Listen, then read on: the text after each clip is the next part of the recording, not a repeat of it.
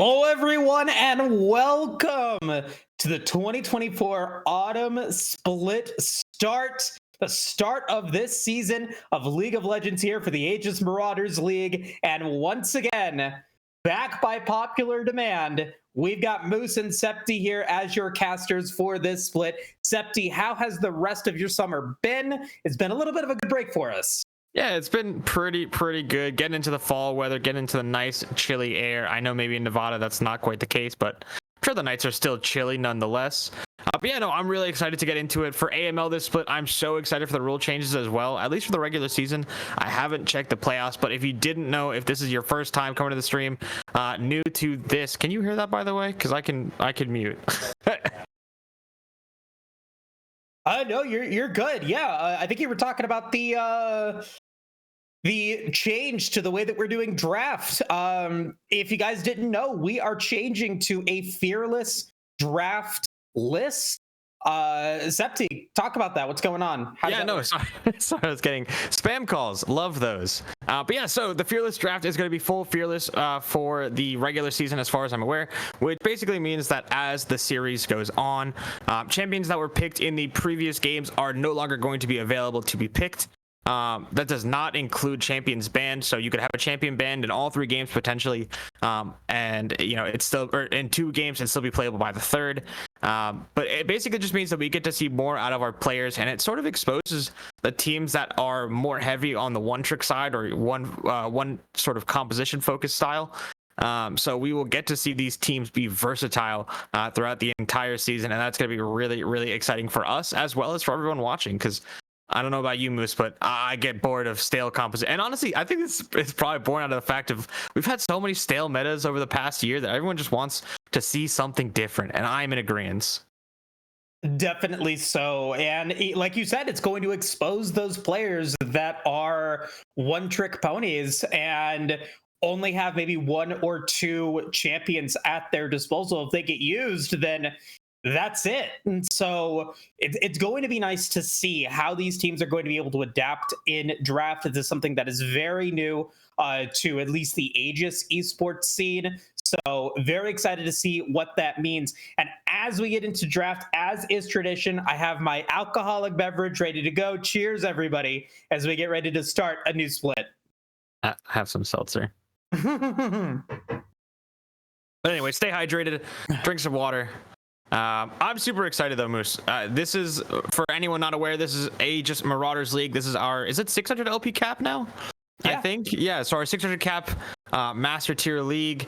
We got players that have been around for a while. I think we have 2 teams here. I think we have some graphics for it as well. If not, then we'll just be talking about them for a little bit. But we're going to talk about Bark of War first. Bark of War, a team that is made up of some names that we've seen before. We have Havoc in the top lane, Fortnite or Lonely in the jungle, Mags in mid, Bark Go Duck at 80 carry, and Severe playing support. And yeah, I mean, these names have been around for a while. We saw Mags previously in the last, but I believe is one of our winners as well, with the patented Garen mid to end the game with a backdoor. Very exciting player there. But I mean, yeah, this team is full of a bunch of proven players, and I'm excited to see what they can do. Yeah, all 5 of these players are AML staples, have played in more or at least 1 season. And interestingly enough, still only a tier 3 team that was then drafted into the Shurima division. Next up, let's talk about their opponents. Going to be a bunch of players that, unless these are names that I don't know yet, I don't keep total track of all the name changes. But this is Rubber Ducky Gaming Apex. They are a partner, a twin team of Rubber Ducky Gaming Nova. And they've got Flame, Just Keep Smiling, Knight, Revan, Scepter, and then Nate Stryker as their sub. Septi, were you saying that you know some of these players? I know Nate, I know Flame, and potentially their junglers, I think is maybe CB Sir Jackson. If I know that Discord handle well enough. I could be wrong though. But Flame, I know for a while they have been playing in the scene for quite a bit, and if it is Sir Jackson, they are a pretty proficient Hecarim player, to my knowledge.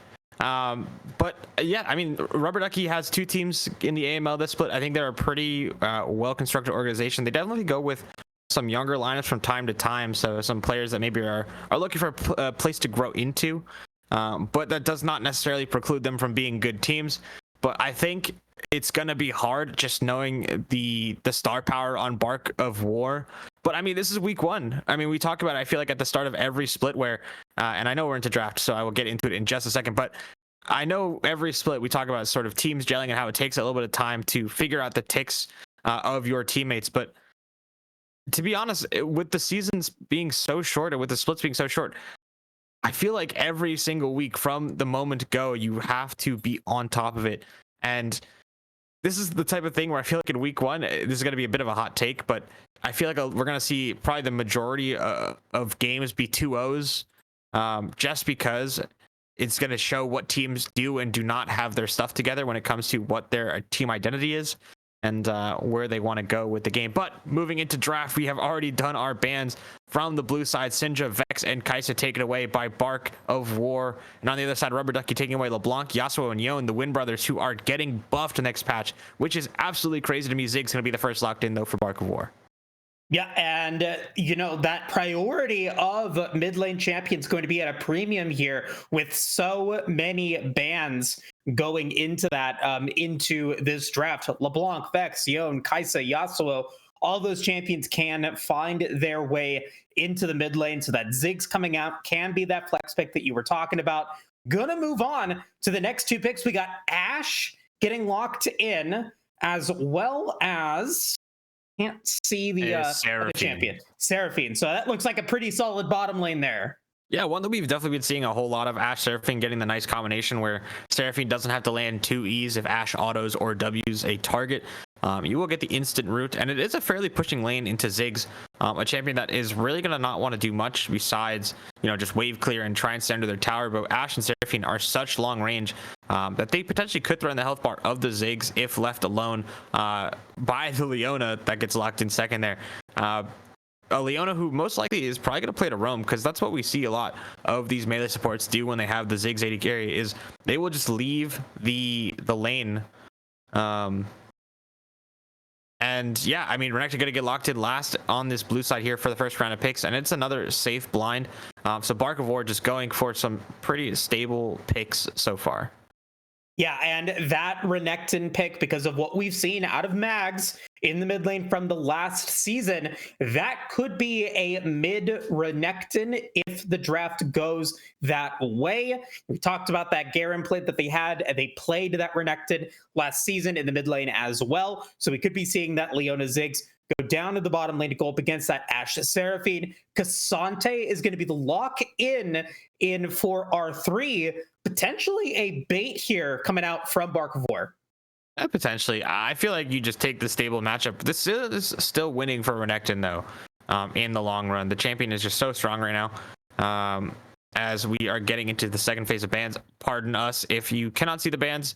Draftful is being a little bit finicky these days, not liking to get the images. As you can see, Silas popping up there potentially as that first ban of phase number 2. But yeah, moving into second round, Rubber Ducky probably are going to go secure their jungler here on 4 into champions like Leona Renekton. Poppy is of great importance, or a champion rather, that can do a whole lot for you. But you have to imagine that with Cassante locked in, you have to be wanting a bit for damage if you go for something like that. And as we take a little bit of time to get these bans to pop up, what do you think needs to come out of Bark of War on this blue side? Well, right now, I mean, they've got a pretty good wombo combo with the Ziggs Leona that Renekton can come in with that teleport. And so I'm looking for, what are you going to follow up with that wombo combo? Are you going to be that ultimate driven team here? And are you going to be trying to go for those team fight phases as you move into the mid game and as you move into the late game? So far, I like this draft. Wherever the Renekton goes, you're going to have that dominance in the early game. Bottom lane is going to have maybe a little bit of struggle. So maybe for Bark of War, why not find a champion, say like a Hecarim, that's able to go in and really put in a lot of damage in the jungle very early on in the contest? Yeah, and that last ban is going to be J4. But so yeah, we're going into second phase of bans. Orianna is going to get a lock in almost instantly, which is pretty telling, I think, of how Rubber Ducky want to play out this draft sequence, potentially for the entire series, and that is to give the best possible counter pick to the jungle. And when you have someone, and so this also confirms for me that this is the same Sir Jackson that I was thinking of. This person really, really likes to play the farming style of jungle, and so wants to be able to pick a safe-ish matchup that allows them to really power farm and get to their spikes. I still wouldn't be surprised if we see something like a Nocturne here on 5, just because you have the Orianna. Nocturne does a decent amount of damage, can cheat steps in terms of is able to farm and gank with the usage of the Paranoia. But Bel'Veth going to get locked in for Bark of War. Lone Re picking that up. And I'm curious to see Xerath is the last lock-in for this blue side here. That is kind of crazy to me. And I'm not really sure. I don't know if it's... I think it has to be Xerath mid. No, Kindred going to get locked in. Is pretty good with the Orianna. You group all those up in the Lamb's Respite, and then you get a very, very nice shockwave on top of it if the enemies are not paying attention. But Bark of War with a very interesting composition to fill out with the Bel'Veth and the Xerath. I think two sort of different types of champions. I think the Xerath will be very good into the Orianna, is able to outrange and space with the usage of their arcane abilities.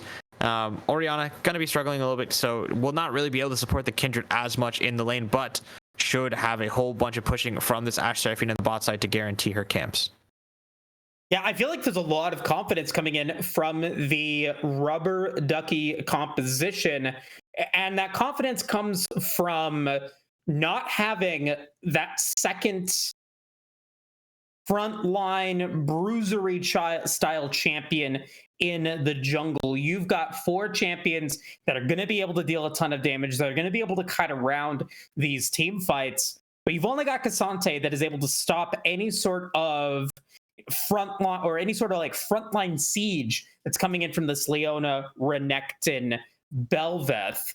Do you think that that was a mistake not to go for something more like a bruisery style champion in the jungle? I honestly think that, I mean, Kindred should be okay. I think 80 carries or on hit 80 carries are pretty decent right now, but I think you're right. I think when you're against champions like Renekton, Leona, and Bel'Veth, you sort of want a little bit more frontline. K'Sante is not really going to be able to hold down the front as well as, you know, a secondary carry, because when you look at the Bark of War team, they have such a stable front line to just allow Xerath and Ziggs to start throwing skill shots over the top over and over again, and their front line deals so much 80 damage that it's a fairly nice combination of damage sources coming out there. But I can't count out the Rubber Ducky squad because they have a good amount of pick and a good amount of wombo between the Shockwave and the Encore. But I think I would have preferred something maybe with a little bit more front line. I think Wukong would have been okay here. But I'm not going to knock the Kindred. I think Kindred, if played well, definitely has a place here. You just play with your bot lane, you play with the push that they get, and you dive the Ziggs on repeat, who is going to try their very best to standard tower and allow the rest of the map to sort of play out. But if you focus down the Ziggs and you focus down that bot tower incredibly quickly, it should, you know, in theory, give you a great pathway to break open the game at a pace that doesn't really allow Ziggs or Xerath to get into the game. But I mean, it's a very tight window. I imagine you have to start stacking dragons as quickly as possible on this red side. And if they have the coordination to do it, I'd be very impressed. But like I said before, this is week 1, and I don't know how long these teams have been together. I know for a fact that I think Flame was on another roster before this. Probably similarly with a lot of these other players. I know we saw this Bark of War side on multiple different rosters in the last split of AML. So I expect a train wreck, Moose. That's what I expect. A clown fiesta, some chaos here in game 1 of the AML. I think that's a valid assessment for sure.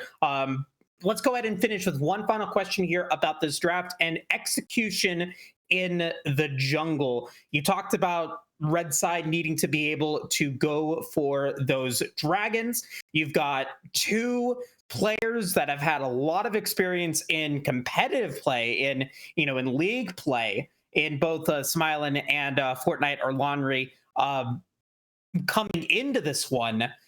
How do both of these junglers really capitalize on that and give their teams those advantages throughout the game? So I think I talked about it a bit with Sir Jackson on this Kindred, just being able to play through bot, being able to play to invade the bot side, and honestly, if they even want to split the map, I think Lone Ray is incredibly happy with doing that on the Belveth. You get to play towards your top side, you get to play toward the void spawns, you get to play towards the grubs when you have a Ziggs and Renekton on your team that should be winning out to the side lanes, or should be able to at least start hitting towers earlier on into the game than the likes of potentially an Orianna or an Ashe. So to be honest, Belveth can play for topside and be happy. Probably won't be able to dive, but we'll be able to dominate camps and dominate void objectives. And Kindred should be trying to dive the Ziggs as much as possible. Maybe at best, maybe Lone Ray can move down to roam, but should not do so at the cost of their own CSing and tempo. Sounds like a plan, and it sounds like a good start to the AML fall or autumn split. Now let's go ahead and jump into the Dragon draft here, the start of fall 2024. Septi, I lost so badly in the summer split. You had over double the correct predictions at the end of that one. So I am looking for redemption, and we were talking about it in Discord earlier. I want there to be some stakes, because if I'm going to be doing this Dragon draft, I need to be playing to win. And I clearly wasn't playing to win. Let's play a game of chance to win. I agree. Yes. Oh, I mean, you clearly knew what you were doing last split. Skill diff, I guess. Skill diff at guessing dragons, sure. And you know what? It's because I played so poorly last split. I'm going to go first here in this one. I'm going to take the Cloud Soul. Ooh. All right. You leave me my favorite dragon in Hextech. I'm also going to go with let's go Infernal this game. Let's be aggressive. Okay, I'm gonna leave you with your favorite old Kemi. I'm gonna take Ocean and Mountain, which is gonna leave you with the Chemtech Soul. Fantastic, Moose. I am so happy to be back in the AML, and we are so happy to have you all back. Before we get into game, I believe we have a quick sponsor as well from our good old friends at ProComps.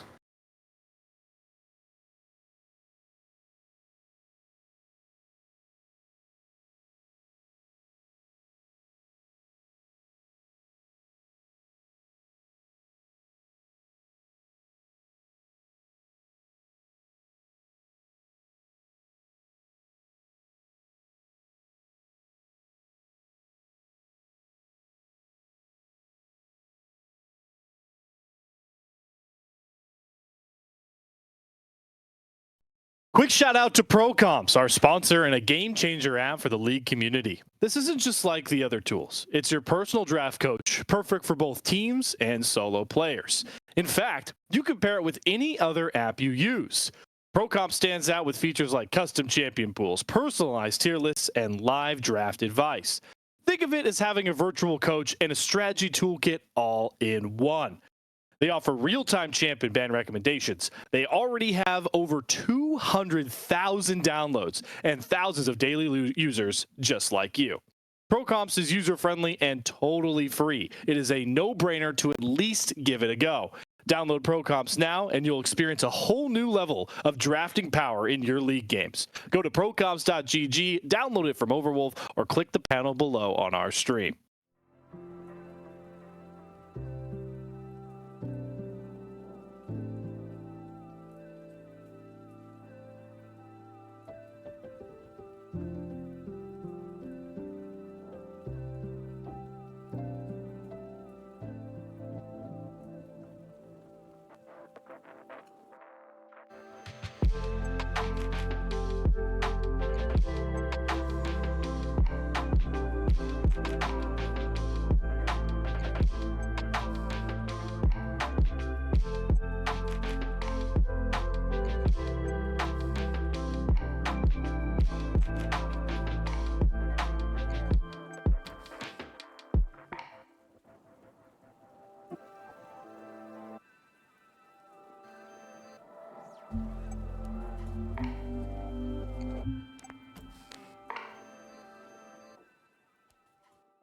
Welcome back, everybody, to the Aegis Marauders League. This is the start of a new season.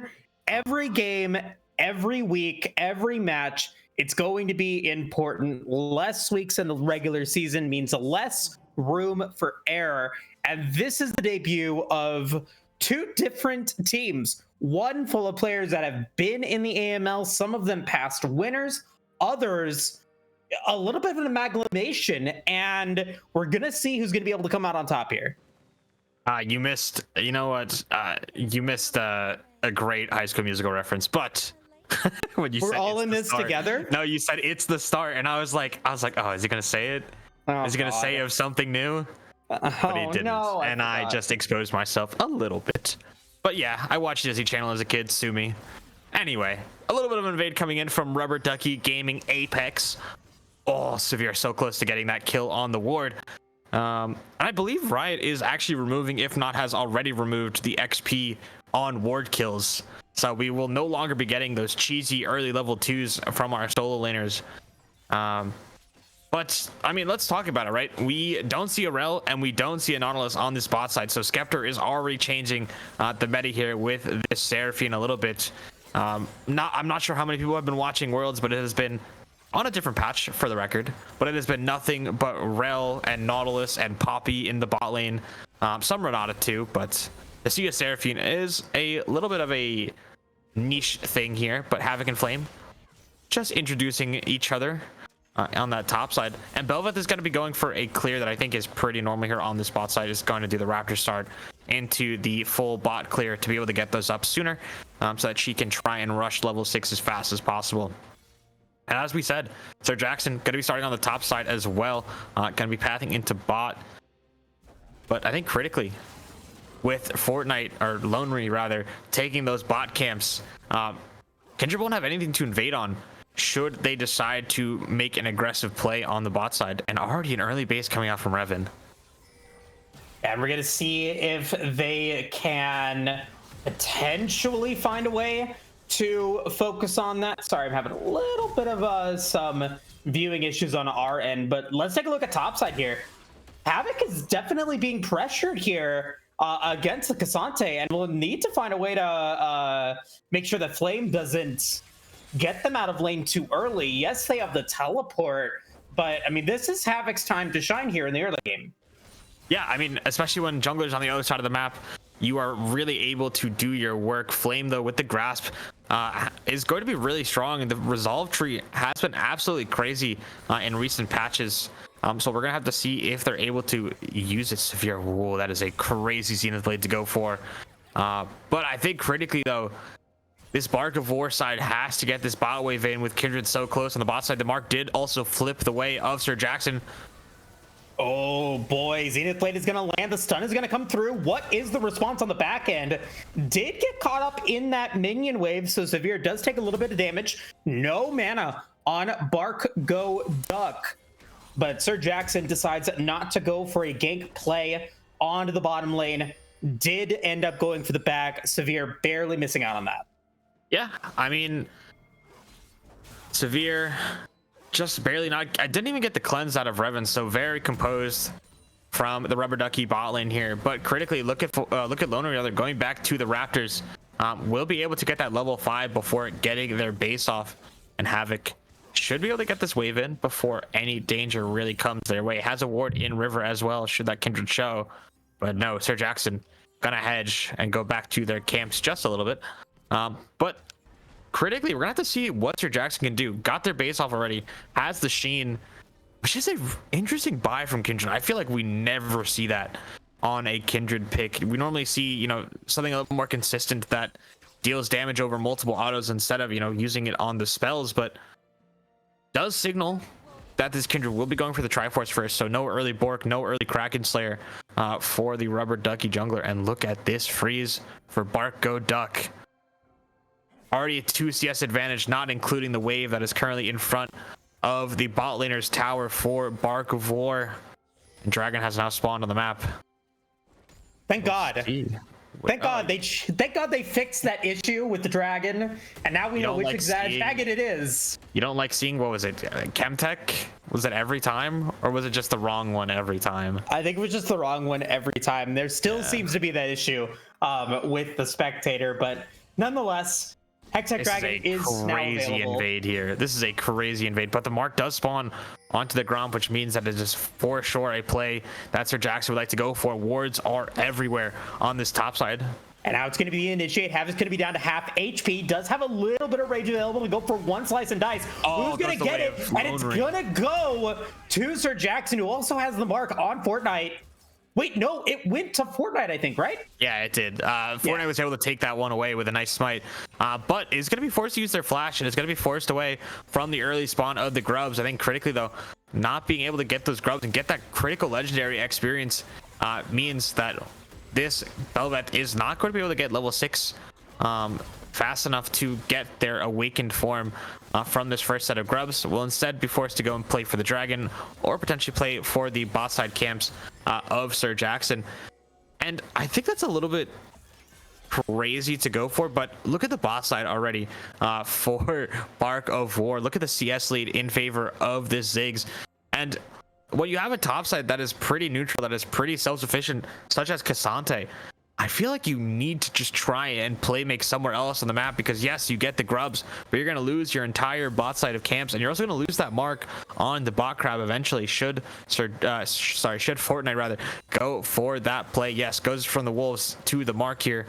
No dive potential on the bot side. Not going to risk it here for the time being. But I like that. I think for this blue side, you're just playing for consistency. You're playing to get to your items. They already have a bit of a CS lead in jungle and in there. Now we're going to be seeing a top lane play as Dominus is going to get popped here by Havoc. Will this be first blood? Easily for Flame in the AML. And that's going to mean that that's going to be engaged coming in from Fortnite. Level 6 is available. Going to be a lot of damage coming in. Fortnite going to be able to take that one onto Revan. It's a 1-for-1 play so far. First blood damage going to go in, but it's double kill for Laundry on this Bel'Veth. Yeah, really nice counterplay from the side of Bark of War. They're going to be able to get a double kill, deny the wave, and get 2 plates on their side. That is a great sequence for the blue side here.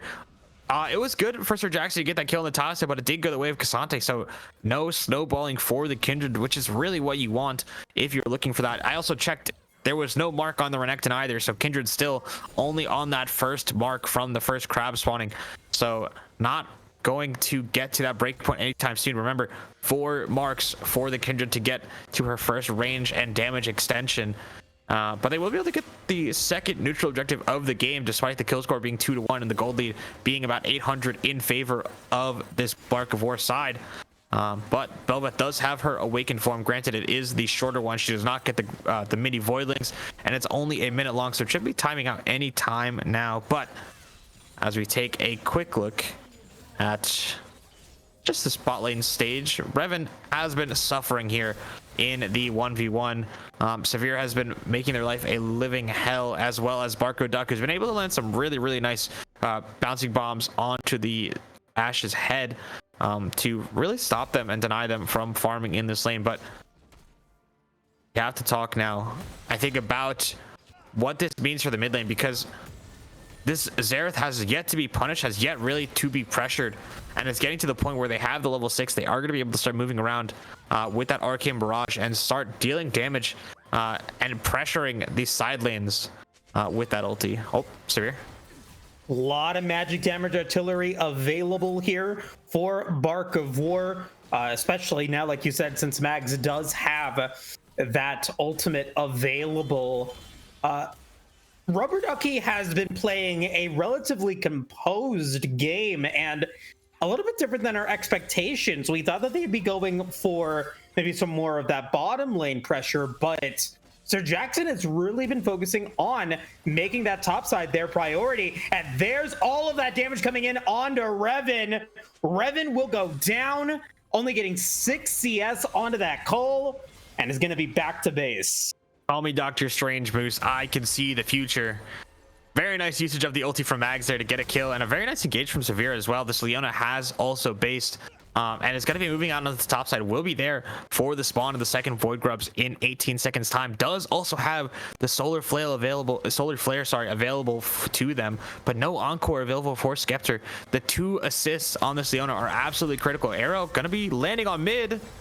And now we're going to get the play coming in on to Mags. Mags is dead with the Encore getting used. I don't know if that was needed, and it's not going to be available for another engage that's going to be going in at the Void Grubs. Rubber Ducky going to try to go for the 5, and now it's going to be the engage coming in from Severe, who comes in with that Solar Flare and is now going to engage even further. You don't have that Encore, and now you might be giving up a lot more. You're going to get a shutdown over to Flame onto Fortnite, but Sir Jackie goes down as well. Severe and Havoc now up against Flame and Nate Striker with a teleport coming through from Mags. Doesn't have that ultimate available, but the fight is not over because of another great Zenith play coming in from Severe. Flame gonna try to escape, but I don't know if they can. Flash is gonna get used. Meanwhile, on the bottom lane, Barco Duck is gonna go up against Revan, gonna flashing forward and be able to take the Ash out on screen, off screen. Flame gonna get stunned. Flame is dead, and that exchange goes heavily in favor of Bark of War. Where was the Renekton ulti? Where was the all out? What was it on cooldown from? Because I would have thought for sure that Flame would have been able to ult someone through the wall when they were in the Kindred R, but just a really well composed fight for the side of Bark of War. I thought it was doomed when the Xerath died the way that they did in mid lane, but such nice composure, such nice camaraderie, I was gonna say, but I really mean very nice synergy coming out from Severe and Fortnite there to be able to get that initial kill onto Skeptor and get the awakened form onto Belveth, which really, Severe, I don't think you want to be here, which really sort of escalated the fight and gave them the stats and abilities that they needed to make things happen. And I thought on bot side as well, Revan went down. Hold on. Now we got a play going into the mid lane. Revan gonna drop that crystal arrow onto Mags, but Sir Jackson's gonna get punished for trying to go for that mark in the jungle. I questioned the necessity of going for a Kindred instead of a Bruiser, and it feels like Rubber Ducky is getting punished for it severely. I feel like they're already playing a little bit desperately to go for a play like that. Kindred did pick up a mark in that fight on the top side, so should be at 2 out of 4 for the time being. Yes, is 2 out of 4 currently. But I think Rubber Ducky already feel like this game is slipping away from them. Granted, it is 6,000 gold in favor of Bark of War. When you look at the tower and the CS lead in the bottom, this Ziggs is going to be an absolute menace. Already has an extra needlessly large rod at 13 minutes into the game alongside their first completed item, so we'll probably be going for a Shadow Flame would be my guess as their second item. But I mean, if we could check in a bit on the gold, that would be absolutely awesome here, because I want to look at the discrepancy in the AD carry position, and yeah, that is that is 2,400 gold, I believe, in favor of the Bark of War bot laner, the namesake, I feel, of this blue side here. And that is a painful Ziggs. Those bombs aren't going to hurt. And now you're gonna find that Bark of War is feeling confident. They definitely have momentum and control of the game at this point. 14 minutes in, turret plate's about to drop, and there's already a tower down in the bottom lane. There's already a tower down in the mid lane. That is definitely attributing to that gold advantage that they have. As Dragon's going to be spawned. He knows now. Havoc is now going to be going in to a 3v1. That stun is huge. Gonna get hit by the Encore, gonna get hit by all of that damage, and finally Havoc will go down. There's gonna be a shutdown going on to Flame. Yeah, really unfortunate. I think well played from Havoc. If they had their flash, it could have been really, really well done. Still had the Lamb's Respite if Sir Jackson was worried. I think it's really smart that the Kindred dropped the aggro instead of trying to tank the last one with the ulti, because Renekton would have been alive long enough actually to potentially jump into it themselves and play for the big heal coming out from their Q potentially. But a nice dive onto the top side. The kill again goes the way of the Cassante, so not the basket that you want to be putting your eggs in necessarily, but it is a nice way for you to go. I believe they got a shutdown as well. Yes, 200 gold going the way of Flame here. But you have to look at the blue side here to see if that really is a big of a problem. Is there someone on the team that can kill the Cassante? And I would argue yes, between the Kraken Slayer and the Ziggs damage on this blue side, they can for sure kill a Cassante, especially if they're all outed and losing a huge chunk of their health. But bot tier 2 went down in exchange for the Renekton's life, as it looks as though Rubber Ducky, you're gonna try and go for this Herald here, but I feel like Herald is not gonna go down that quickly for them. And there is a big movement coming. Now we're going to see the engage coming in. Nate is in the bottom lane. Does have teleport available, but heavy engage coming in from Bark of War. Rift Herald's going to go the way of Rubber Ducky, but now are they going to be able to get out scot-free? Jackson's going to be able to get the Eye of the Herald, but will die for their efforts. And Havoc's going to take that one, and that's going to be the ascended form for Fortnite. Yeah, and Lone Ray is totally fine with that. Yes, you lose the Herald, but they already had the awakened form. If you look at their bar, that is the amount of time they have left, and they already had the 3-minute timer from when they took the second set of grubs, as Revan is trying to play some Dance Dance Revolution. Will survive. As Arrow going? Gonna come through, and that's gonna be an encore onto Severe. Severe gonna be able to flash away. Does have Hex Flash available. It's not gonna really matter. Sorry, what? Well then. I'm sorry. What's going on here, Zepti? What you laughing at? I'm sorry. Leona didn't even proc Aftershock and survived not one, but 2 ultis, as well as tanking a tower shot. That's crazy. Didn't even use the locket as well. Yes, had to use the flash, but I think Leona is a fair and balanced champion, Moose. That's what I took out of that interaction. I mean, I would say so. I mean, you are 1-0-7. You've got a locket and those plated steel caps ready to go. I don't see anything wrong with that. When you are a Fed support, it's very difficult to die. And so bottom lane here for Bark of War, I think doing exactly what they need to do. 146 CS on the Ziggs already with those 2 needlessly large rods and on their way to that all-important Rabadon's death cap. We're 17 and a half minutes into this one, and Septi, I mean, I hate calling games, but Bark of War seems composed. They seem ready for action, and they seem committed to getting this one early and getting that first win under their belt. I mean, the one thing about Bark of War's composition is that it's incredibly skill shot reliant. There is a world where, you know, they can get outplayed. Oh, Severe is going in currently by himself. Does have the Zerth over the top with ulti. Was maybe trying to get Nate Striker's flash just to be a little bit cheeky about it. But no, I mean, I would not count out the red side here. Yes, there is a 7k gold deficit, but your Orianna does have gold, your Kindred does have gold, your Cassante does have gold. And so if you're not able to knock down the Cassante quickly, and if one of your carries, either the Zerth or the Ziggs goes down, it could be a little bit hard. And I like the play here, except for the fact that Seraphine took damage. And now we got a play coming in as Rift Herald's gonna get dropped. Encore coming through as well, as Flame is gonna be taken out of the Lamb's Respite.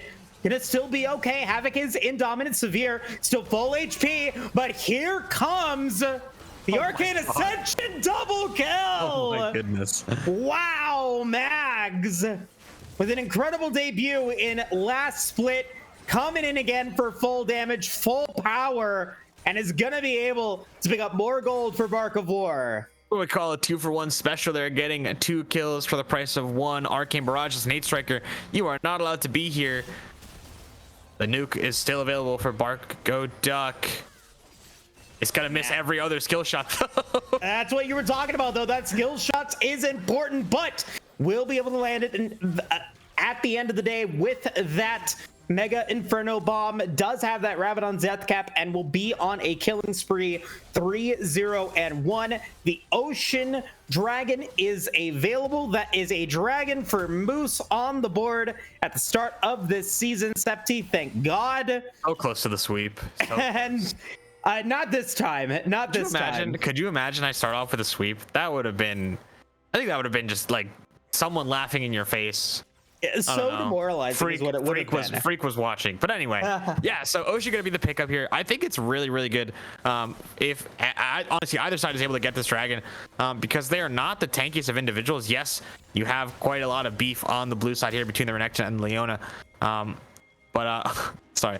But I think, you know, Dragon is just gonna get taken here by Bel'Veth. I don't think there's anyone that can really contest it, as well as I feel like Barco Duck should be able to just wave clear as Flame trying to find an angle on to the Leona there, but will not be able to actually lock that one down. There's a lot of topside focus and topside leaning from the side of Rubber Ducky as Arrow gonna go, gets the cleanse out of Barco Duck, so nicely done, but Severe basing. And now we've got a potential team fight there. Teleport gonna get canceled, I believe, from somebody here. Unless that was a weird animation glitch. But anyway, we've got Revan now in trouble. There's going to be the Arcane Ascension coming in. And that's going to be Fortnite taking the job against Revan. Rubber Ducky is now running back to their base. Are they going to be able to get out? Mega Inferno Bomb landing on multiple members. Encore. Nice four-man Encore. Great shockwave. Havoc's going to go down, but it's going to be Skepta that takes that kill. Mags, full HP. Still going to be able to come in onto the flank. Going to continue this fight here for Bark of War, but Severe might die for their efforts and will die for their efforts. That's going to be Sir Jackson picking up their first kill in this game. Mags gonna get the stun on to Skepta, gonna land the damage on to Nate, who will go down. Lamb's Sprite used to be able to make sure that Rubber Ducky's remaining forces survive. And I think that's a win for Rubber Ducky. They get 2 kills and they get some gold in their pocket. Yeah, that is an absolute win for Rubber Ducky. I talked about it before. The skill shots are so critical for the side of Bark of War, and if you're able to dance around in such a narrow environment, you're able to get a shockwave onto 3 members, I believe it was, from Nate Striker. It is going to be so hard for you to actually win a fight if you're not landing. Thankfully, though, Mags was able to find a nice stun and a nice bit of damage onto Nate Striker in the end, but Barco Duck didn't have ulti. Mags was able to use their ulti earlier to knock down the Ashe, but now Revan's back on the map with a buy, with flash. No cleanse, though. Now Revan overextending. The rest of the team says see you later, and in this case 30 seconds, which might give Bark of War the opportunity to go for Baron at 22 minutes. I mean, look at that Void Ascension bar on Laundry. Just continues to be in that huge form. And look at how fast Baron is getting taken. There's nothing that Rubber Ducky can do. I don't even think they can get a tower here, Septi. They're going to try and potentially dive the Renekton again, but TP is available for the Xerath if they try it. Definitely the right of the Arcane is going to be in range should they try it. But Havoc, that's a full HP tower. Yeah, they're going to go against it. They're going to take the Dominus cooldown with Baron Nashor now completed. That's going to be a very difficult crocodile to take care of. And they've got bigger fish to fry. And they got bigger problems, I should say. As another tower gets taken, it is going to be the stun landing in onto Barco Duck, as well as a shockwave, as well as the enchanted crystal arrow. But here comes the Rite of the Arcane. Here comes the Mega Inferno Bomb. Here comes the teleport coming in from Havoc. And that's going to be Barco Duck being able to survive and take out Flame. Revan's going to go down before Lamb's Respite was able to activate, and with 2 members, make it 3 members dead. Bark of War is looking to end this one before the 24-minute mark. I think they're going to be able to do it. Yeah, no Lamb's Respite, no Shockwave will spell destruction for these towers in the Rubber Ducky game in base number 1. And I think that, sorry, game number 1 rather, Severe had a really, really nice solar flare there to set up the right of the Arcane there. Game 1, though, gonna go to Bark of War for our AML fall split of the year 2024. And a great game. I think very, very focused teams in these games. I think we saw them execute their game plans well. I think, you know, Sir Jackson tried to follow their game plan. You know, granted, it wasn't the one I thought they were going to go for in terms of play for the pushing lanes, but they wanted to dive the Renekton. They wanted to dive the squishier member on that top side. And I think, you know, it worked out for them a little bit until, you know, we saw Mag start roaming with the right of the Arcane. We saw Severe start landing some nice Zenith Blades and ultis. And honestly, I think, you know, I don't want to call it a draft diff because obviously I feel like a lot of drafts are playable, but the one on the side of Bark of War was maybe a little bit more well constructed, as we see the damage charts just a little bit. A lot of damage coming out from Flame. I don't know if we have it on stream, but 17,000 for Flame, and then it's 16 for both Mags and Barco Duck on the other side of the rift. Ashe had a bit of a rough one. Revan was getting constantly targeted down by Severe, by Mags, by Barco Duck, and it was not a fun time. Dies, uses their cleanse, dies, uses their flash, can just never play safe, can never really find a way to exist in this game. But I feel like going into game number 2, you kind of have to restructure a little bit now that you know the type of composition that Bark of War is going to play for. They're going to play, the artillery mages are going to play to engage you up close, but then deal you damage from really far away. Got to find a way to close that gap, or at least split the difference so that you send the tanks one way. Gragas is kind of the example where you send the tanks one way and the path to the mages is completely open. But we will find out in game number 2. But we're going to take a short little break while we get ready for that. So stick around. We'll be right back for game number 2 of Bark of War versus Rubber Ducky.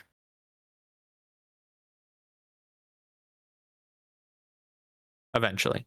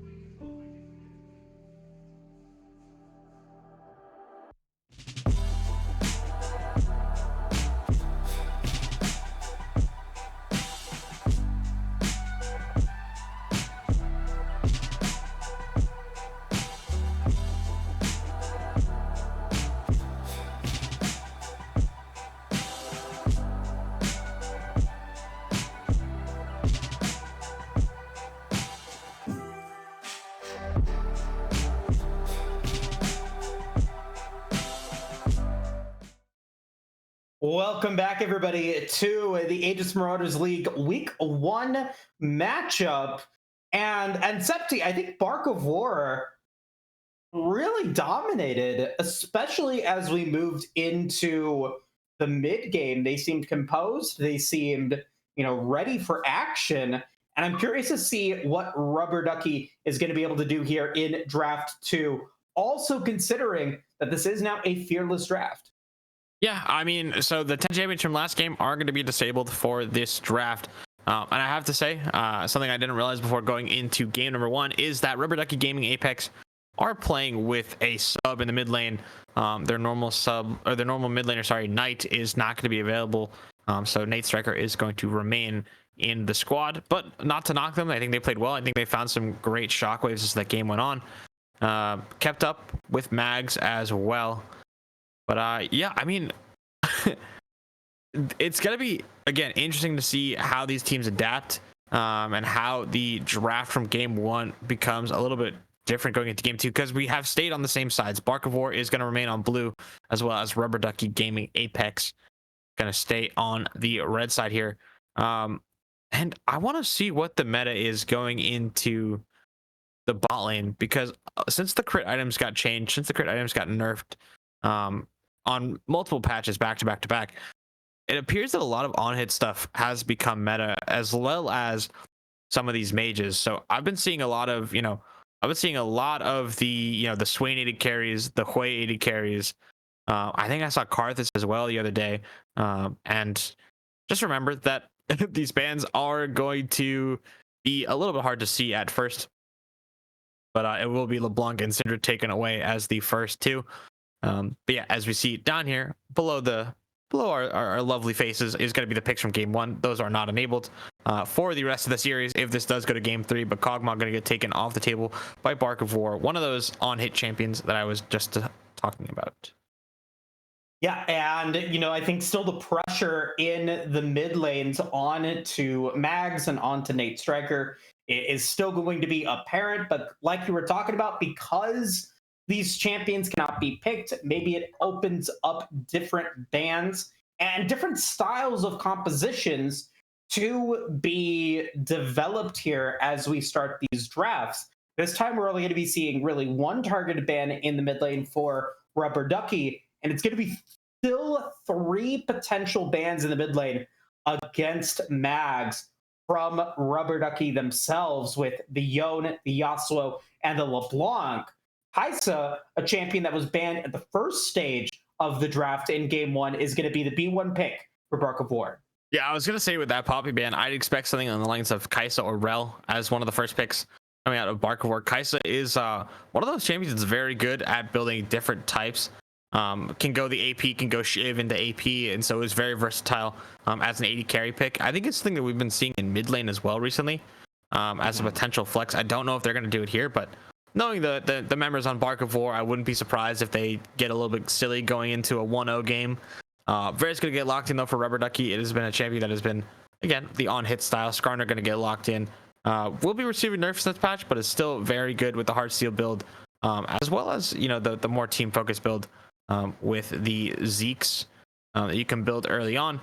But we're going to have to see what Bark of War does. I wouldn't be surprised if we saw something like an Alistar, maybe, or a Nautilus, just something that's maybe a little bit less a less rel that can get caught by Skarner, because if you don't know the interaction, less rel. If you don't know the interaction, rel presses W, Skarner presses E, Skarner yoinks the rel out of her W, and just continues to drive with her the other way. But Nautilus will get locked in, though, so no need to worry about the horse getting snagged by the Scorpion. Instead, it's going to be an Anchorman. Well, unfortunately, Bark of War is not going to do rel, but instead they'll do Nautilus. And Shen. Ooh. And Shen. And Shen. Now, Shen is not a champion that we saw not a single game on stream in summer 2024. So, new to maybe some of our newer members here at Aegis Esports. With the Shen getting locked in, I'm always concerned when I see Mags playing, because there's always that opportunity that we see some of those weird melee AD picks. I was thinking the opposite. I was thinking that it could be a river Shen. That's what I was. Shen. That's what I was thinking. Oh boy. Okay. Either way, neither of us think that the Shen is going into the top lane. I'm just thinking that there's a possibility. Okay, the Shen is a very versatile pick. People have been playing it in jungle and have been rushing the redemption first. So if you think about it this way, you see a fight happening and you're close enough by, you pop redemption, you pop your ulti, and so by the time you show up, you get a big shield and a big heal, and the fight is just completely reversed. Gwen though gonna get locked in. I think a decent matchup into Shen. You aren't able to stack your Q on the Shen W, but you are able to do a whole bunch of damage with your abilities around the Shen W. It also is a very hard to hit target for the likes of Kai'Sa without getting into range of, say, the Skarner or of the Varus ulti. But moving into second round of bans, it seems that Rubber Ducky does not believe the Shen is going anywhere besides top lane. Although, as you said, Mags could do something spicy. I'm not sure if we're going to see it with the Shen, but it could potentially happen. Udyr going to get taken away. And on the other side, Braum going to get banned by Bark of War, a champion that is very checkmate into Nautilus, because Nautilus throws hook, Braum puts shield up, and no one is able to do anything. As it looks like we are getting some chat, as I believe is... Sorry, I'm just trying to read the chat. Is some pick different? Yeah, go ahead and figure that out here. Because the way that I'm seeing this draft develop here for Rubber Ducky, I'm a little bit. If it is going to be the Varus, Skarner, Gwen, my confusion right now is how does that mesh together?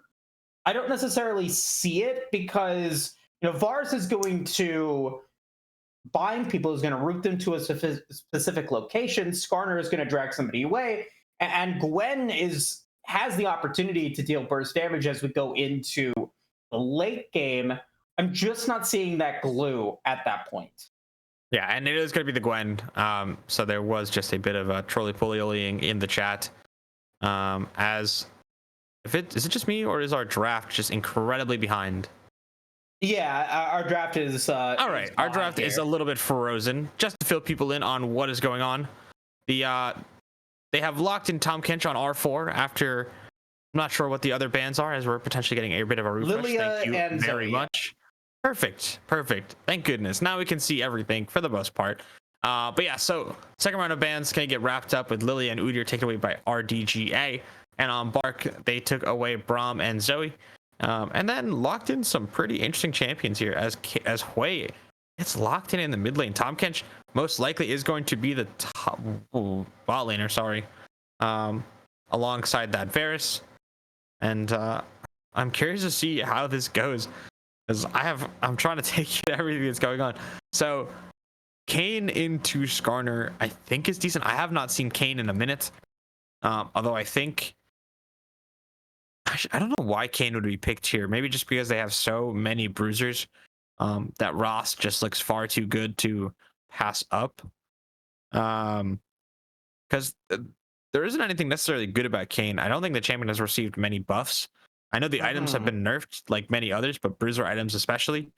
We're gonna have to see where they decide to go with it. But I'm gonna push back on that there, because I mean, are you implying that this is going to be guaranteed like a Rost build? Because in my mind, yes, 100%, 100% going to be Rost. 100%.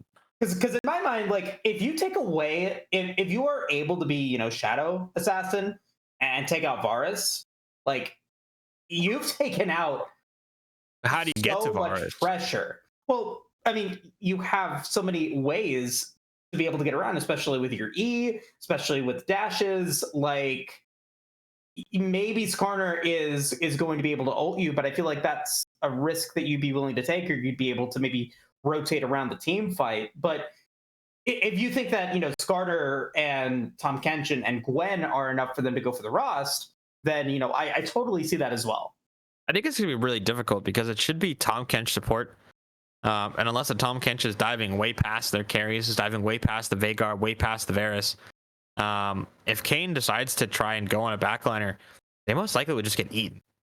Uh-huh. And Okay, fair enough. despite the Good Kane point. being inside, it shouldn't do much of any damage to them.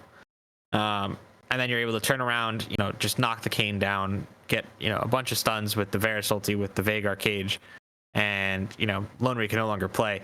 I'm a bit concerned for this blue side draft. It seems a bit all over the place.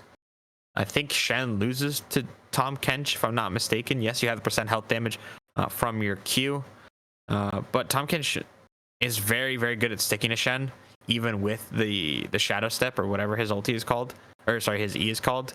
And Veigar is going to go for a build that I think I've been seeing a whole lot of recently, where they go for the Fimbulwinter as their first item, and they just play to be super tanky and just play for complete scaling. Sure. But Yeah. I mean, looking at the Bark side, it's just going to be skill difference for them if they're able to win this one convincingly. But other than that, it's going to be a slog of a game, and execution is going to be the difference maker. We'll see what the prediction is. I mean, your read on the game has always been superior to mine. I like to see the games in my own moose, exciting, chaotic sense, and so I'm sure that you're going to be right. But there's that little chance, a broken clock is right. I would love to be wrong. I would love to be wrong. A broken clock is right twice a day, and I was correct in the Ocean Soul in game 1. So, Septi, I'm going to give you first pick here for Dragon Draft in game 2. I think that the Ocean Soul is pivotal for both teams here, so I'm hoping that it shows up. So that's going to be your pick. Yes, it is. Ocean will be my first pick. All right, I'm going to take Hextech and Chemtech away from you. All right. I will take Mountain and Cloud. Mountain and Cloud, which is you just get my dragons from. They're just swapping dragons. I love it. Okay, that's the Dragon Draft completed. Perfect. Folks, really quick, if you guys are here in the United States, this is election season. If you guys are not registered to vote and your state has the ability to do so, make your voices heard by going to vote.gov and registering to vote. Important to make sure that everyone's voice is heard here in this upcoming election. If you have any questions about registering to vote or anything regarding the 2024 election, please feel free to message me directly in the Discord. More than happy to help you get the information that you need. And with that being said, we're going to take a quick break. When we come back, game number 2 between Barco Duck and Rubber Ducky Gaming Alpha will commence. See you guys shortly.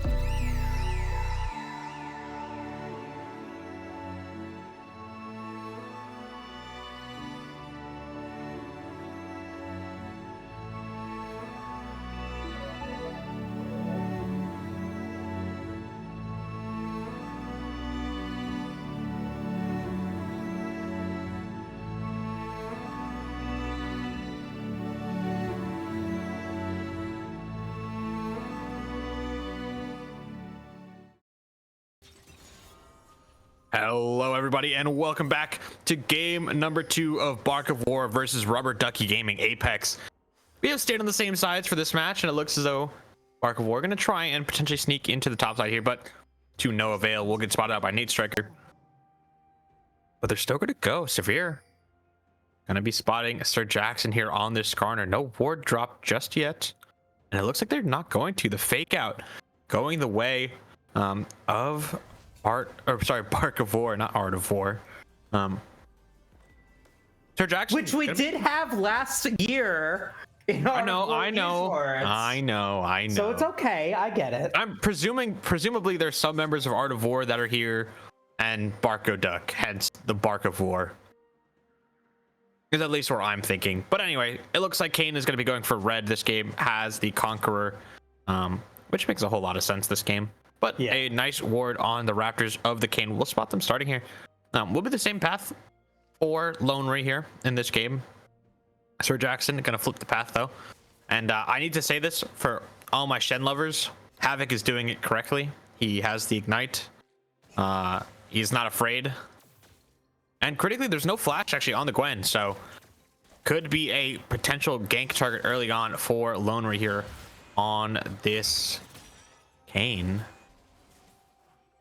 We'll see as we get started with the start of game 2. Nice dredge line coming in from Severe, but Barco Duck going to be taking a significant amount of damage. And so, we go into these laning phases and we look at those big engage tools from the supports, and it's important to make sure that the ADC doesn't take damage, but I can't even finish my thought.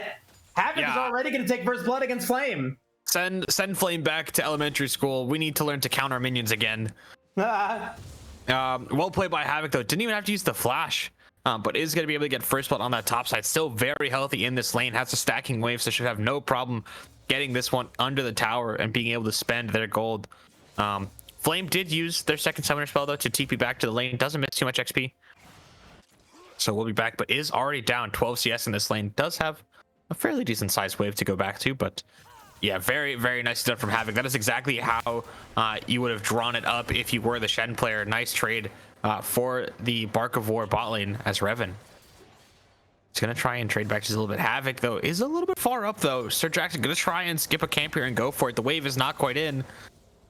Does the Shen see it coming? Are they aware? Oh, and I don't think Havoc is that aware. Has a little bit of confidence here and is going to find themselves stunned and possibly dead. Oh, but a nice Q from Sir Jackson. Q hits, like you said, very nice Q coming in from Sir Jackson. And that was a deliberate move coming in from Havoc, staying a little bit too long in lane. Going to cost them their first life of the game. Yeah, Havoc either got baited by the ward that was on the Raptor pit that Mags put down earlier on, or thought that the Skarner would not skip camps and would instead just play for the full clear.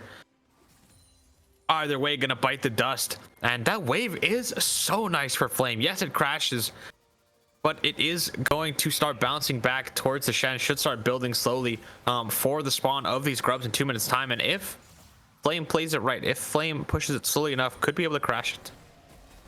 But taking a look at the bot side of the map, Fortnite, or rather Lone Ray, does double crab the Skarner, so that is the price of getting that kill onto the Shen. It does base for that that first item, the crystalline bracer. Thank you very much, tooltips. But we need to see, because Kane now on the map, no item buy. Skarner does have one. Granted, it is, I would argue, a fake buy. It is 200 health and some health regen, so not going to be too much in the way of combat power. So we'll have to see if that matters, because Kane will base here with a lot of gold. Yeah, and like you said, that extended back is going to be, I think, a problem with a problem for Rubber Ducky as we move into the mid game, because something that I noticed in game 1 was Rubber Ducky would go for a play and it would succeed, but then Bark of War would be able to find a way to respond and get much more value out of an exchange across the rift.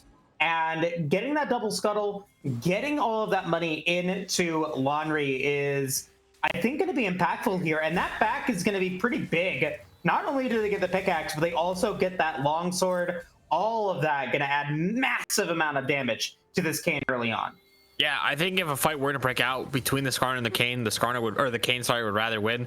And we might see that in 20 seconds time. The Shen, though, is going to get the crash onto the top side. Does have Ignite back for this fight. The Gwen does not quite yet. Should be up shortly. I will let you know. It is up in 30 seconds time. So 20 seconds after Grubs, Gwen will have her Ignite back, but we'll have to see if Loner decides to go for it. Unlike last game, does have the uninterrupted path and should be level 6 with the addition of some Grub XP. Shen also has the Stand United available should a fight break out on their top side. Honestly, might even just use it to get back to the top side a little bit faster. I wouldn't be surprised. But Sir Jackson gonna call off a Grub fight of any sort and just play for the Dragon. The bot wave is a little bit not great for Barco Duck. Revenant Scepter doing a nice job of holding it. But with the Nautilus reapproaching this bot side, should be able to get the crash eventually, especially with Sir Jackson wanting to get this Dragon.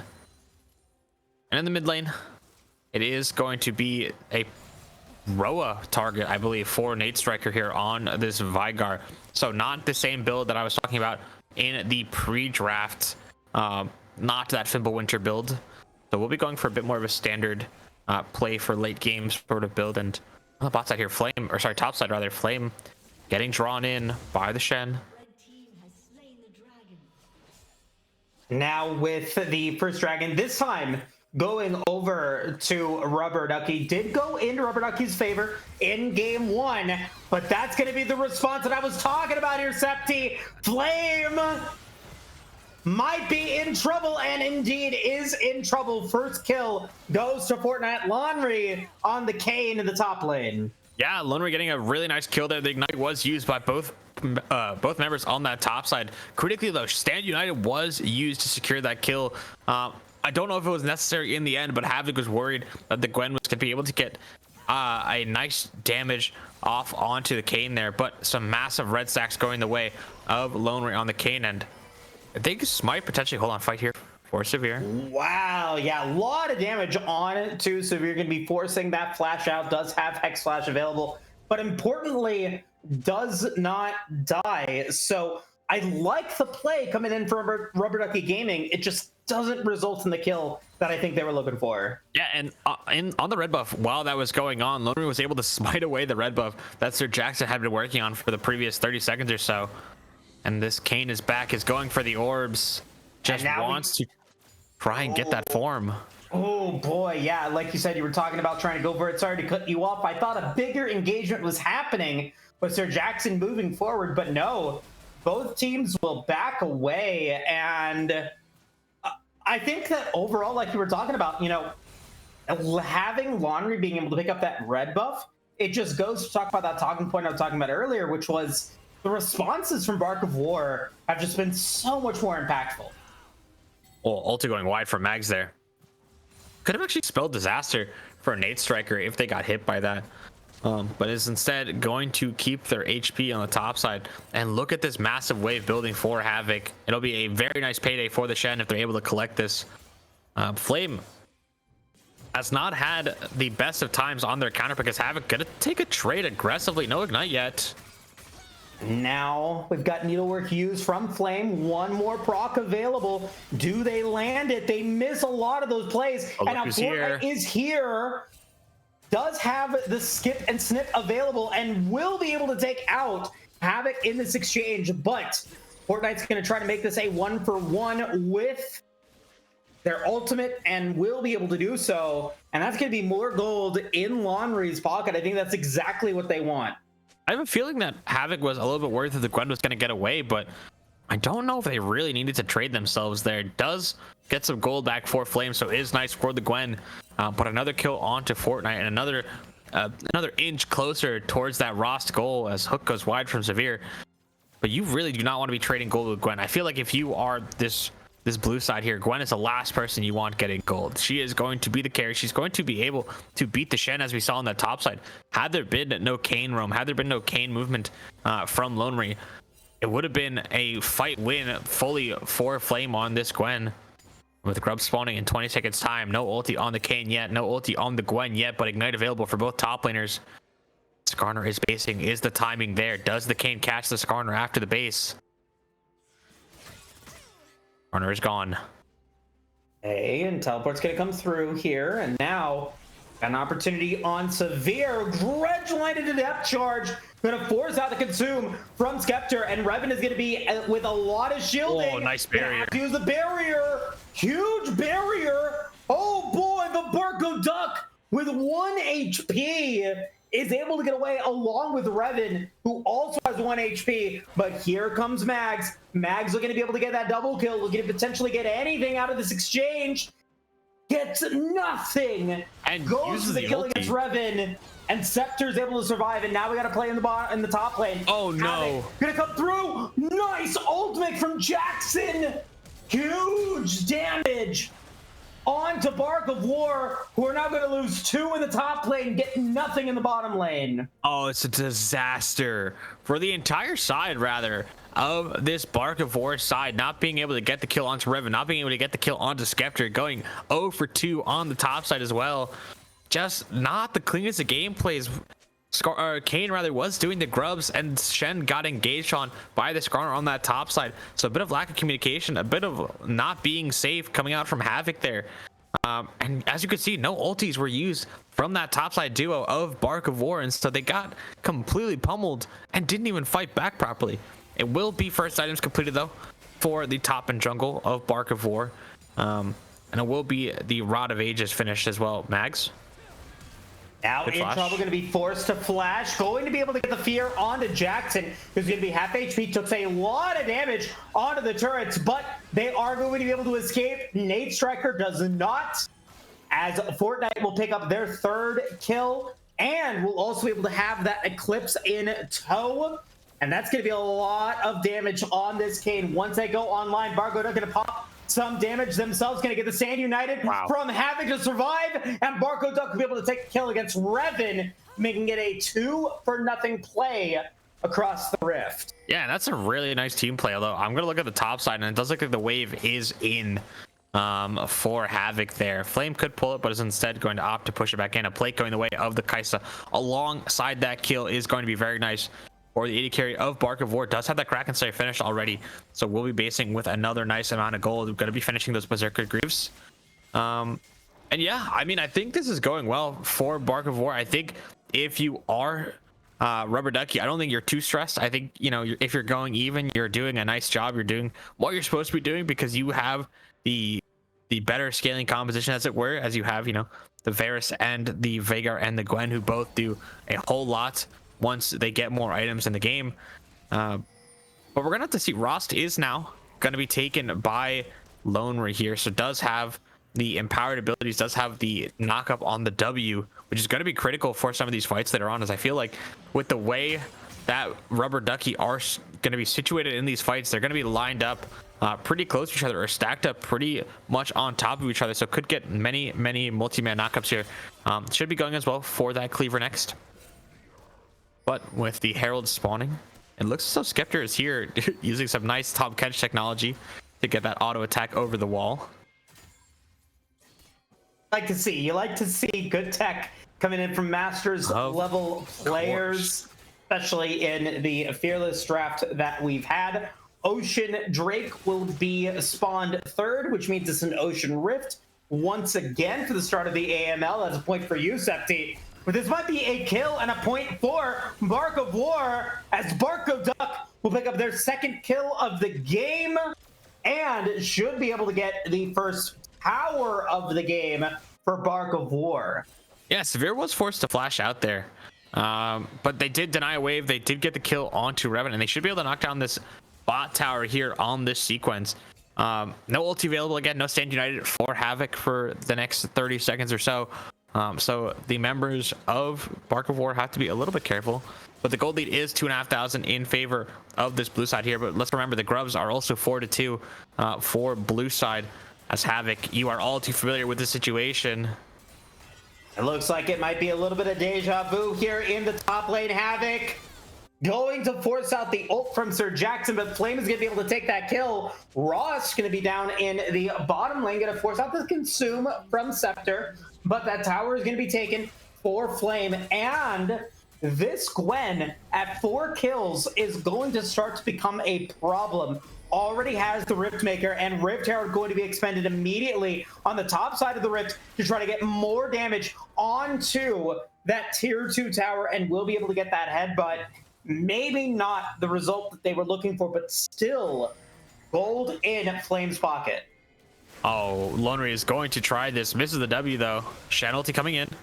And now maybe going to be able to go for it with Mags now in the area. It is all but secured, along with that Stand United to secure it. That is going to be Mags and Havoc both being able to pick up a kill for Bark of War. It is a 2-for-1 trade across the Rift in response to Havoc dying a little bit earlier, but still, I'm worried about that Gwen, Septi. Well, this is a play that has been set up from before Lonry initially went down to that bot side, before Lonry initially got that Devour off of Skeptor. That ward was placed by Severe when they took the bot tower. So a nice TP from Mags to make use of their team's resources and really get a nice double kill onto the bot side. And yeah, I agree with you. Second item, Blighting Jewel coming out from Flame. So a little bit worried about the amount of MR being stacked by Havoc, which I don't really feel like you need to be too worried considering the fact that you're going to be doing true damage, but we'll probably be going for that Crypt Bloom, which will allow them to do some healing as well throughout the fight once they get a takedown. But should it be a ways off that item? I would have thought that honestly it would be something like on a Shadow Flame even from Gwen, maybe a Protobelt. We've been seeing some Gwens go. Granted, that's more of a mid lane tech from Gwens, but we have been seeing it nonetheless. Just some of the items, you know, that we typically see more with the AP Gwens. Even a Death Cap I feel like second we've seen before. But these lanes are a little bit wonky for the side of both teams, rather, having the Shen into the Veigar and the Hui into the Gwen. But I do like it considering you have the range into melee on that top side. But Gwen should be able to pop the W if she's ever worried about getting her tower dove upon. See if they are able to do it.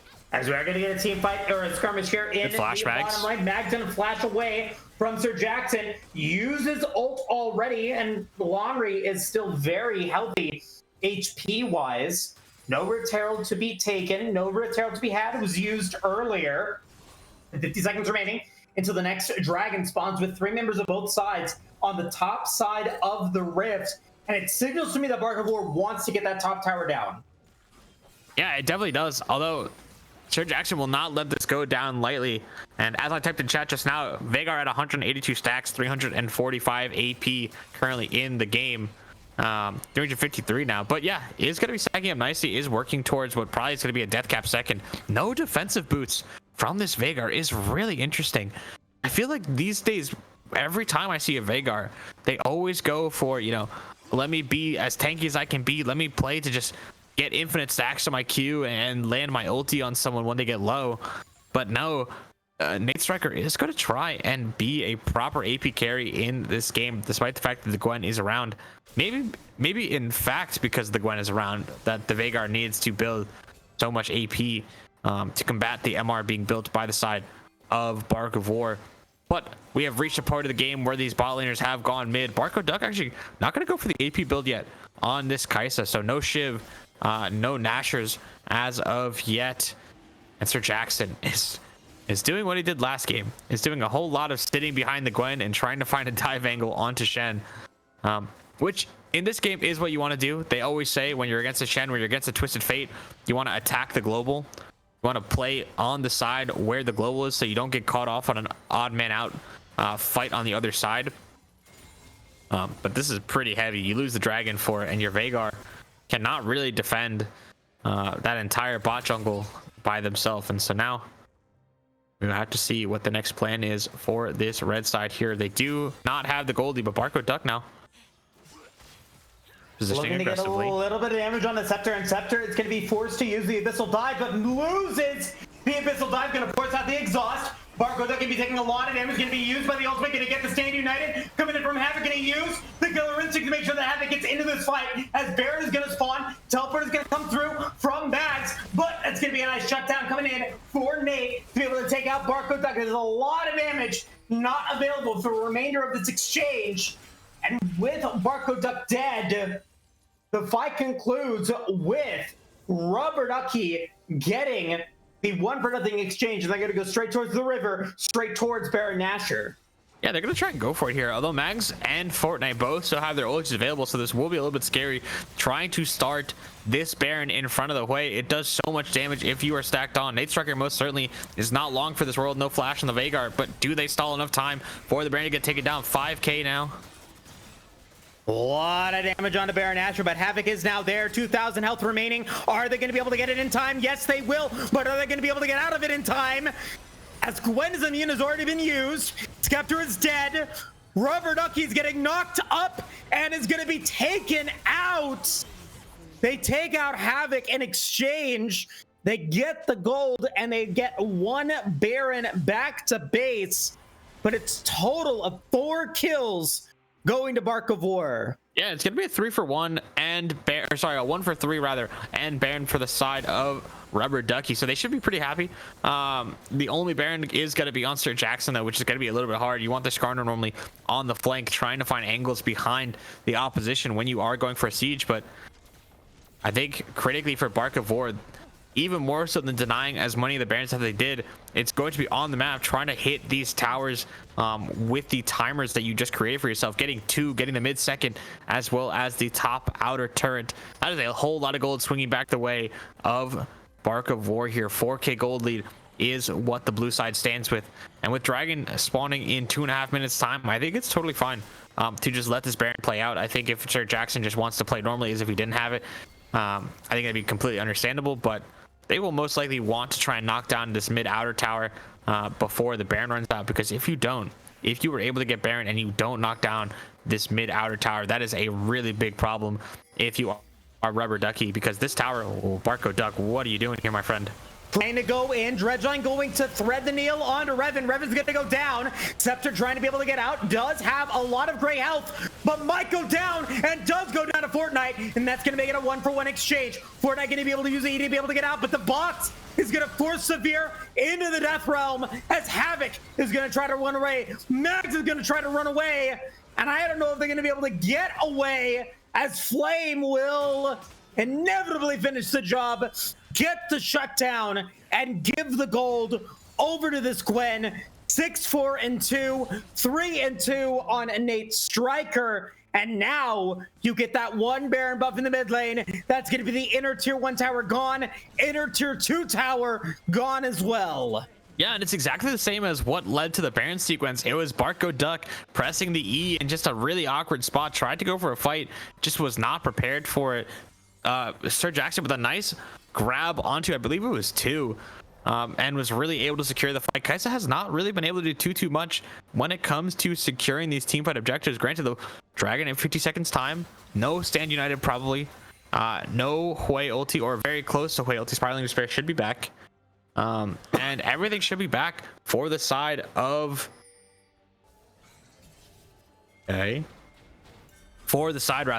of Rubber Ducky, as Severe, no flash available. The only thing, that won't be available are going to be the support flashes and maybe the 80 carry flashes in 20 seconds time. But Gwen is going to be top. Flame does have the TP available, so this play, whatever it is, by Bark of War, has to be done quickly, has to pull the Gwen off of that top side. But no, they will send Havoc. Havoc not yet with that Sandy that you were talking about, but Flame is not there. We'll have to teleport in if they want to be in this fight. And Sir Jackson going to be taking all of that damage and will go down, but it is going to be a 1-for-1 with a Primordial Burst getting taken in onto Nate. Nice consume coming in from Scepter, and a nice denial of that teleport coming in from Havoc onto Flame. But Fortnite is going to be taken down from Sir Jackson, not going to be able to be taken into this one, so it's jungle for jungle, but it's going to be Flame winning out the 1-for-1 against Havoc. But now we got the fight coming in onto Nate. Nate gonna get a nice box, survives, and that's going to be 2 kills for Revan, who's going to be on the board for the first time in this game. 2 kills to the Varus. Inhib goes down in the top lane, and Rubber Ducky gets everything that they want. Disaster for Bark of War. Yeah, really well played though for Bark of War. Or sorry, not Bark of War, rather Rubber Ducky. Havoc thought that they were doing God's work by stopping Gwen there. Needless to say, they in fact just signed their own death certificate by jumping in like that. Didn't use the flash, so still has it available to them. But yeah, Flame is just so powerful. Used the Ignite, used the ultimate there to run down the Shen, and was able to take not only one tower, but 2 towers and the inhib there on that top side, as well as get that 3rd dragon of the game, that 3rd ocean, which, by the way, I think whichever team gets this ocean dragon will most likely win the game. I think it just does so much for the bruises of both teams here. But I mean, with it's only a 2,000 gold difference, but I think just the power of this Gwen is so incredible that it is too hard for the members of Bark of War to really knock them down, unless the Gwen completely gets hooked and knocked up and one shot. I feel like it's going to be almost impossible for this Bark of War side to actually win a fight. And now Flame gonna potentially try and catch the Shen here. Will not. We'll just go back and collect the wave. But Baron spawning now in 30 seconds time. And I think if you are Bark of War and you're able to keep the Shen, or sorry, the Gwen rather, in the side lane, you have the advantage. This is the time that you want to be going for something, because TP is down on the Gwen. She has a whole lot of towers to churn through should a fight start on the other side. But you are currently the ones with the teleport advantage. Yeah, and with that Stand United available, Flame, like you said, no teleport available, so you can make this a 4v5. But what damage can Flame do in the side lane before Havoc can get there is the problem here. And I think that Bark of War, recognizing the power of this Gwen in the side lane, not going to be aggressively positioning for a fight at Baron, and instead looking to go for the reset, at least on Mags's part. What does that back give them? It is going to be that 3rd item completed at least. A Knight's And so with 3 members of Bark of War in the mid lane, at least the pressure of Gwen in that side lane is going to force Bark of War off Baron, and is going to give them maybe a little bit of time for Flame to get that teleport back into their arsenal off cooldown. Yeah, Gwen TP comes off of cooldown in a minute's time. And I think, yeah, as long as we see Rubber Ducky not fall into the trap of thinking that they are strong, because they are not strong. Rubber Ducky is not strong. Flame is strong. And there is a big difference if they are trying to fight that with and without the Gwen. But Gwen should have TP available for this dragon should it spawn. Should be up in about 36 seconds will be the Gwen teleport. So they just have to hold off. They have to not start the Baron for 30 seconds. And maybe, honestly, maybe Bark of War have to try and do something. And it looks like they're going to be trying that thing. And it will be a kill potentially onto the Gwen. But I'm not sure if they have enough damage for this. And we'll see if they are able to get it. Like you said, if Gwen goes down, maybe Rubber Ducky can't have the ability to be able to get it. They're going to be landing the taunt. They are committing to this fight, as the rest of Rubber Ducky are now going to go towards Baron Nashor. Flame and Fortnite going to be battling out against each other. Fortnite is not going to be there. Flame going to go golden. And now Fortnite is in trouble. Gonna get the Stand United from Havoc, as the rest of Rubber Ducky are still going for Baron. Will be able to get the shutdown, and now the fight gonna be going in towards the side of the Baron pit. Nate is gonna go down, but not before taking out Severe. Sir Jackson extremely low, gonna get hit by Mags's abilities. And that's going to be multiple kills for Bark of War. Baron not taken, and Gwen off the rift for 30 seconds. That's a great sequence for Bark of War, but they now need to go and deal with that top wave. They need to try. Oh, they're going to try and go for the Baron here. Gwen has CP in 20 seconds time. I don't know if they're going to be able to do this fast enough. TK and Varus are back onto the map. No ultis available for either, but Flash are going to be available on both the Varus and the TK. 10 seconds on the Gwen now, 5k. They are very, very, very low here. This could spell disaster for Bark of War. They should be able to knock it down. Smite goes down the way of the Kane, but TK is now in their teleport. Not coming in yet from Flame. Needs to answer the bot wave, and TK will go down. Wow! Now Revan is caught all alone. This might spell doom for Rubber Ducky. Revan gonna be able to dodge those skill shots from Mags and from oh my goodness, Fortnite, but it's not gonna matter. Oh boy. a very confident play coming in from Bark of War is going to give them Baron, and they might even be able to get more out of it if Fortnite is able to survive. I don't know if they're going to be able to do so, but they're going to at least try to get under tower and make it an execute. They might even be able to get out of this Septi. No way. They will get Dragon for it. Yeah, the kill does go the way of the Veigar, so sharing the love just a little bit. But no smite available now for the side of Bark of War, which Jackson will be bodyguarded by this Nautilus. And it was a great play, I think, from the duo of the Kayn and the Kai'Sa to be able to knock down that Baron and get the kill onto the TK. It's unfortunate the Flame was not able to TP, but the gold swing is back in favor of Bark of War, and that top inhib has spawned. And they denied Soul for the first time from this Rubber Ducky squad. And I think if you're Rubber Ducky, you need to try very hard to just calm down. Just play in a position. Your Gwen is going to win the side lane naturally. And as long as she doesn't get caught, as long as, you have something to trade for her, as long as you have, if Nate Striker ever TPs down to that bot fight, throws a cage, uses a single ulti, that fight is a completely different tale for the side of, Rubber Ducky, because they are barely able to kill this Gwen between the Shen and the Kayn. And now with level 16 on the Kayn, Gwen is not really going to get much stronger, has one more level, has no stopwatch available to them. And remember, no flash. So it's constantly in danger of getting snap engaged by the Nautilus, potentially taunted by the Shen.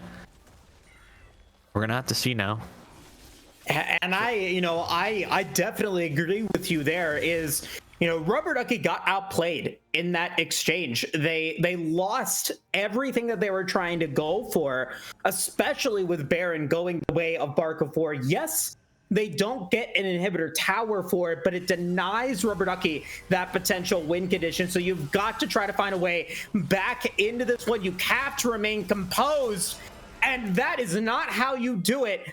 Sir Jackson gets caught out of position, is now dead for 40 seconds. Baron is still up for 20 seconds on Bark of War, and they might now look to execute on an endgame play, or at least getting some inhibitors down before he's back up. Yeah, should be able to at least knock down one tower here, if not go for the dive. It would be critical of them to do it.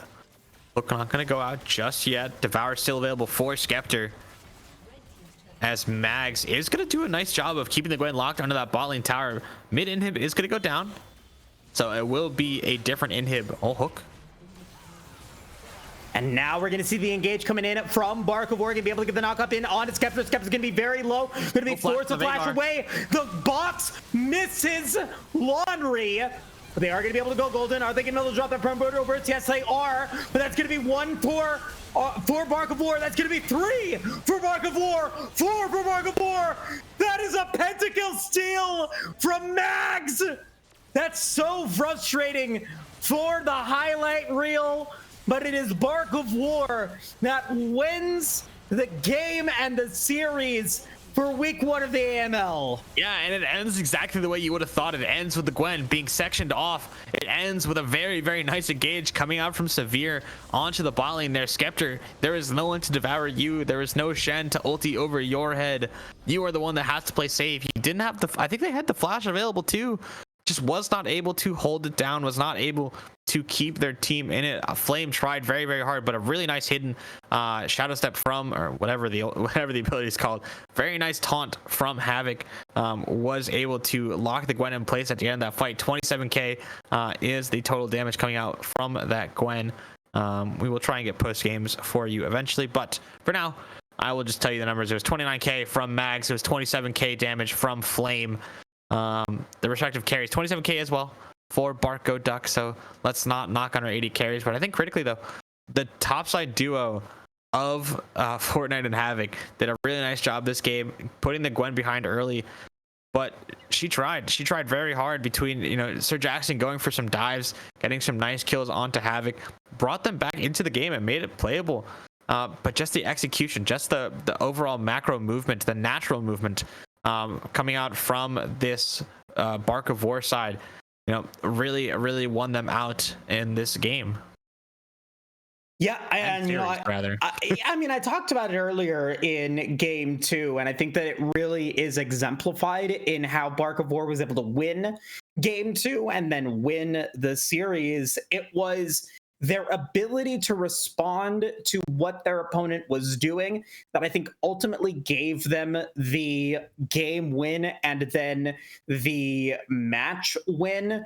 When you have so much macro authority, you're able to find those windows of opportunity. And at the end of game two, Bark of War was able to find those windows and capitalize on it. And unfortunately for Rubber Ducky Alpha, I think that they played very well, but they got kind of cornered in not being able to respect what responses Bark of War was able to do. And they played well, just not well enough to be able to take that game to win and then be able to ultimately take this to a game three and maybe win the series. But all in all, I think a very good 2-game series for both teams.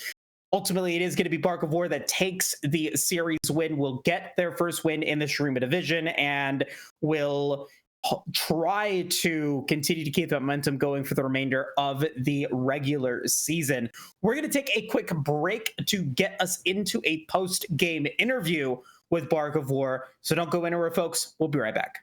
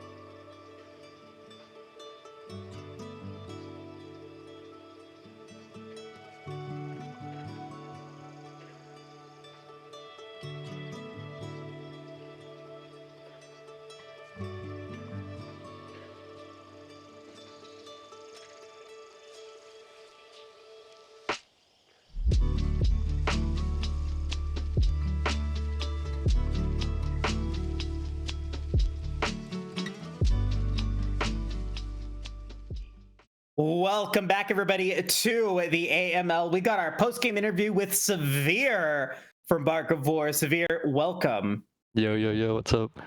Alrighty, so you have been a member of the Aegis esports community for a little while now. You have jumped around on different roles throughout your career here.